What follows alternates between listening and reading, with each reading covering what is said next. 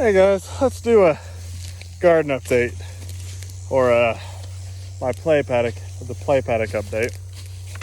Give me a second here. I'll get you turned around.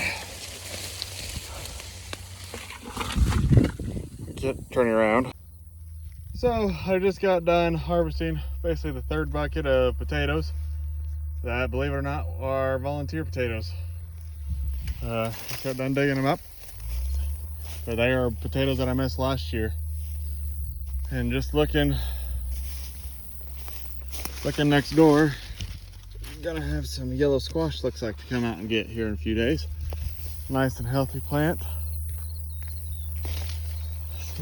Anything else is out here? A lot of this should be winter squash, but yeah, it's kind of making me re-examine how we do potatoes.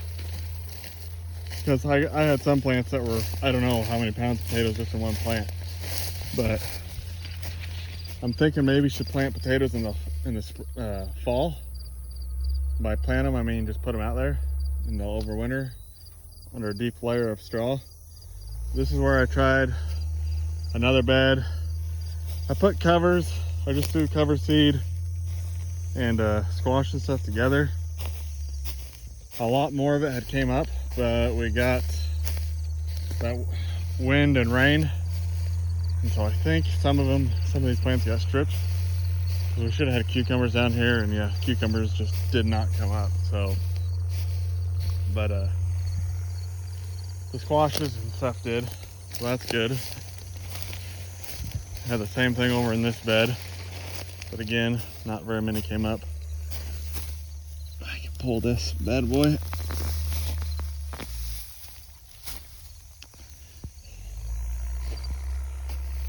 Here's our okra.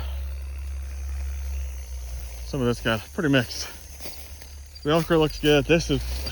I wish my other field looked this good as far as stand and clean of weeds, but it doesn't. We get out here a little bit. Another spot of okra. So here's a pretty good spot of okra. Not seeing a lot of the mung beans though. I guess they're in there. But there's some grasses in with this. That's all right. Oh, there we go. Look at that. I'll stop and take a picture of that real quick. It's beautiful. That is a beautiful flower. First one I've seen. There should be some flowers out here, but there's another one right here. Very pretty, very pretty. Look at that. That is beautiful. Absolutely gorgeous. We're out here, we'll see if we can find any other flowers. I'm betting that might be a flower of some kind. Here's a flower, just hasn't bloomed yet. We're gonna get some more flowers out here. I do see some squash that's flowering, so we got that flower going. The okra will eventually flower. Oh, there's some buckwheat flowering. The grass is flowering. It's going to be flowering and pollinating. There's some buckwheat. But what I was going to say is, I wonder if maybe, I don't know how it would work financially, but the reason why this is such a good stand is because planted into a very solid rye, standard rye. There's going to be another flower. There's some more flowers over here. There we got a good stand of flowers in the mix. Several. But we had a heck of a good thick stand of rye over in this part of the field. Another flower. Another one, slightly different color.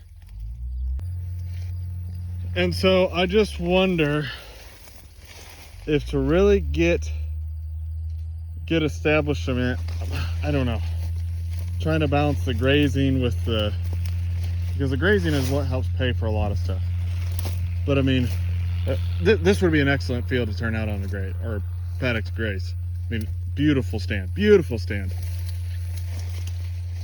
It's slightly higher seed count than, see, look at that. I mean, look at that layer of thatch. Look at that. You want to talk about holding moisture, nice, big, vigorous plants. I mean, obviously part of it is it gets some extra runoff from around the area, but still, it makes such a difference. I mean, balancing, the drill worked like perfect. I know, I'm like a squirrel. There's gonna be another flower of some kind. But if you looky here, we got a radish here. I mean, beautiful stand. I just wonder how it would pencil. And this is no fertilizer either, guys. But I just wonder how it would pencil on growing a cover crop ahead of a forage crop. I mean, I don't know. It just really makes me wonder. It definitely makes me want to do this with Milo, son of a gun. Grow a nice big rye. Let it get big and rank. You don't have to be super heavy. I mean, this is so clean. There's nothing coming up underneath here. So clean. This would have been pretty much straight cover or a sorghum mix. Look at the squash coming up for light. Look at this okra here. And look at that. I don't have my shovel with me. This is all okra.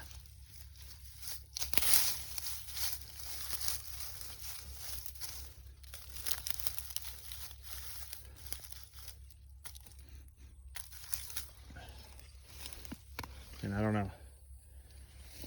We got a few skips on the drill. It ain't that big a deal. Still clean, but I don't know. It just makes you question some of the things that you do when you get beautiful, beautiful stands like this.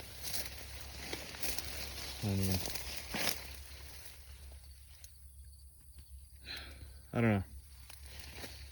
Because then you run the risk of, well, if you turn off dry, but if you turn off dry, and frankly, kind of what I've seen, it don't matter if you were quote unquote fallow before you turned off dry or not. If you're dry, right? But when you catch a rain, this stuff is gonna hold on. Any rain, any moisture that you get, something planted into this is gonna hold on so much longer. So much longer. That's another flower. Yeah, we're gonna have some flowers out here. And I don't know, maybe if I try Milo again, maybe that's what I need to do. Is just grow a cover crop before it. Have, 40 pounds of rye or whatever, and some vetch in there. Have the diversity in it, and just spray it, burn it out, and drill right into it. I don't know. Feed it a little nitrogen up front. But maybe then if I had a good thick stand that had all the carbon left on top, maybe it's worth it. I don't know. Definitely makes me wonder, because I'm starting to think that if I graze stuff, so if I graze the cover, I'm starting to think I almost have to simplify what follows it. Like as far as a spring cover. Maybe if I do a spring cover or winter cover, whatever you want to call it, if I graze it and I want to follow it with something, maybe I need to follow it with just sorghum sedan or just sorghum, and take the sorghum as a grain crop and then graze the stalks, or just corn or something.